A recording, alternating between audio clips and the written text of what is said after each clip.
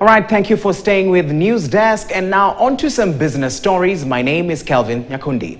Now, Cooperative Bank has reported a profit before tax of 34.8 billion shillings for the financial year 2024, which is a 7.5% growth compared to 32.4 billion shillings recorded in the financial year 2023. Now, this represents a profit after tax of 25.5 billion shillings compared to 23.2 billion reported in 2023. Now, which is a growth of 9.8%. Total assets grew to 743.2 billion shillings, which is a 10.7% growth from 671.1 billion in the same period last year. Net loans and advances remained stable at 373.7 billion compared to 374.2 billion in 2023. Now, customer deposits grew to 506.1 billion, which is a 12.1% increase from 451.6 billion. Now, the strong performance has led to a sustained increase in shareholder value, with the board of directors recommending a dividend of 1 shilling and 50 cents per share, subject to approval by the regulators and shareholders. Now, despite the government's plans to boost leather production in the country, policy implementation has remained a major challenge, with Kenya struggling to secure sufficient raw materials for local processing. Now, the continued export of raw hides and skins has further strained the sector, prompting authorities to enforce stricter regulations. Now, exporters are required to follow the right procedures, ensuring that local industries benefit first, a move that is aimed at revitalizing Kenya's leather value chain.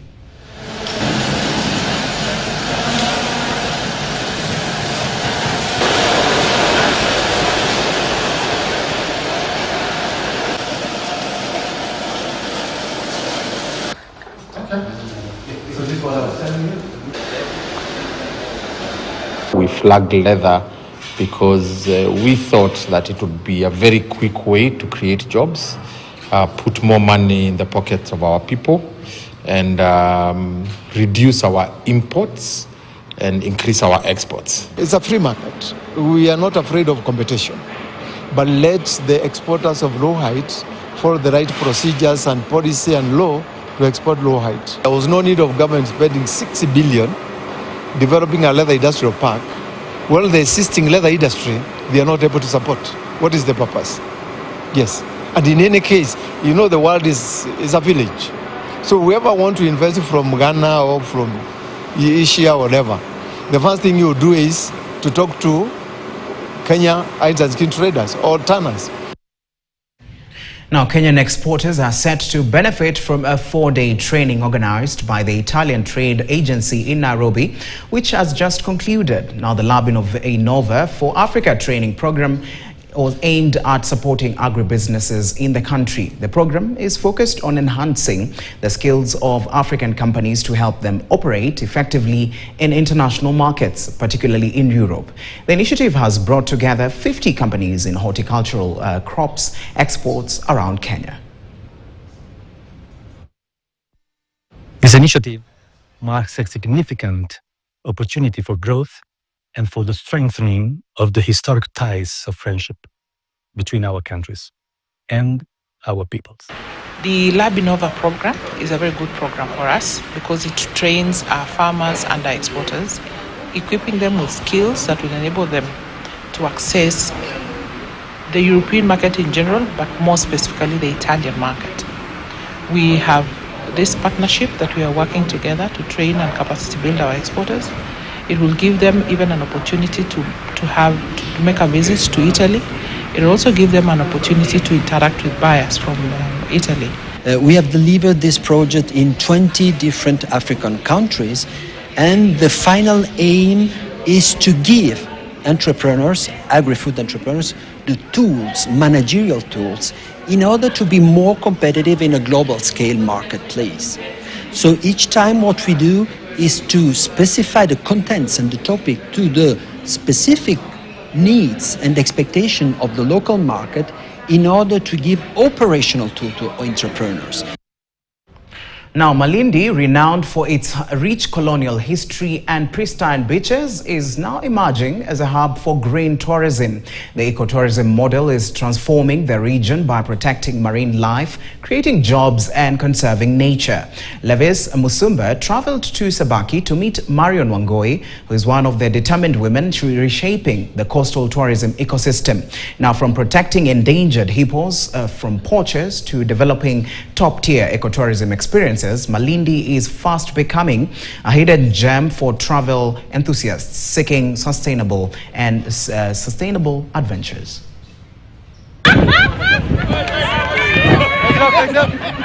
From the historic charm of Malindi to the serene shores of Watamu, Kilifi County has long been a prime destination for adventure, relaxation, and cultural exploration.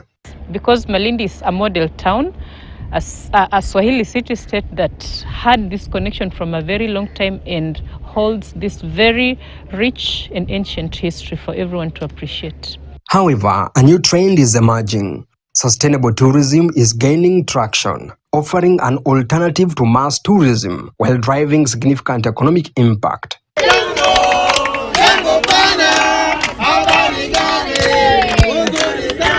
Nestled along the banks of River Sabaki in Magarini, Kedeng Eco Lodge is more than just an ecotourism destination. It is a conservation-driven initiative turning Malindi green. So I can say we are a new idea because Malindi is known for the beaches. So we can say we are the green line of Malindi tourism. So we offer something different. People come and they go to the beach. After 3-4 days, they are looking for something different. Sometimes they go to the sand dunes, which are just opposite us. But we offer something very unique and different. The hippo viewing, bird watching. We plant a lot of mangroves as well. Marion Wangoi, a teacher and environmentalist, turned her passion for nature into a thriving business. From rescuing hippos in River Sabaki from poaching to promoting sustainable ecotourism, she is protecting the environment while providing livelihoods for dozens of families. When we started it off, there was a lot of poaching. We have hippos here. The local community were eating the hippos.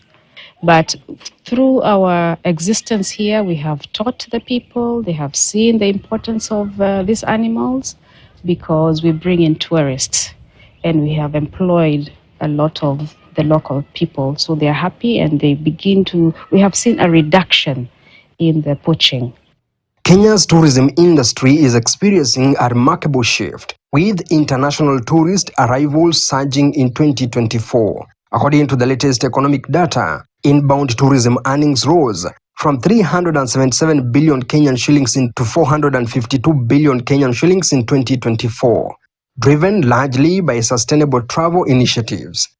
Entrepreneurs like Marion are filling a critical market gap by prioritizing environmental conservation over mass tourism, thereby creating a resilient industry.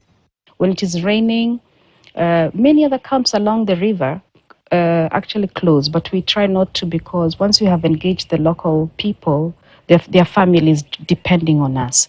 So in our own small way, we may reduce the salaries or something like that, but we still continue. But that is a very big challenge, the season aspect of the tourism. As the demand for sustainable tourism grows, businesses that align with the green principles stand to benefit significantly in the evolving hospitality industry. Levis Msumba, KTN.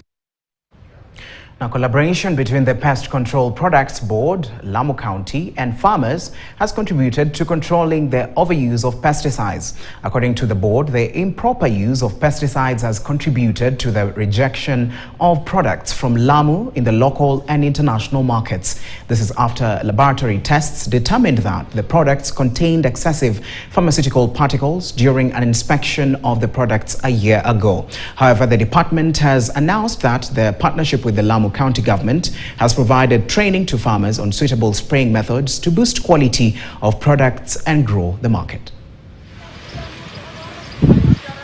Malalamishi yalikuwa yanatokea kuhusu mambo ya dawa, na kwa vile tuko na waziri ambaye anashughulika zaidi kuhusu hayo vile alishughulika zaidi kuhusu hayo mambo.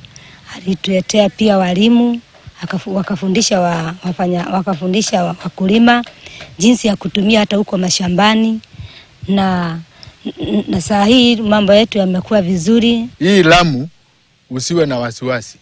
Nunua watermelon, nunua simsim, nunua mahindi. Hata walikuwa wameogopa kununua mahindi yenye yamekuzwa hapo kwa sababu pia ilikuwa inapigwa dawa. Saa hii tuko na hakika food safety issues in Lamu, they are properly addressed. Tumebadilisha tabia za wakulima jinsi ya kutumia dawa. Tumebadilisha pia perception ya soko kuhusu Lamu County. Na hiyo muda wote tumekuwa hapa nikidhani kwamba wakulima wa Lamu wataanza kufanya kazi kwa njia iliyo bora. Tuko na vijana ambao wameweza kusomeshwa jinsi bora ya kutumia madawa, jinsi ya kupuliza madawa, wameweza kusomeshwa mambo hayo yote, na vile vile watakuwa wakipewa PPEs ama nguo za kutumia na vifaa mbalimbali. All right, with that, we've come to the end of business news this afternoon. My name is Kelvin Nyakundi. Stick around. Jeff Mogira is coming up next with the latest in the world of sports.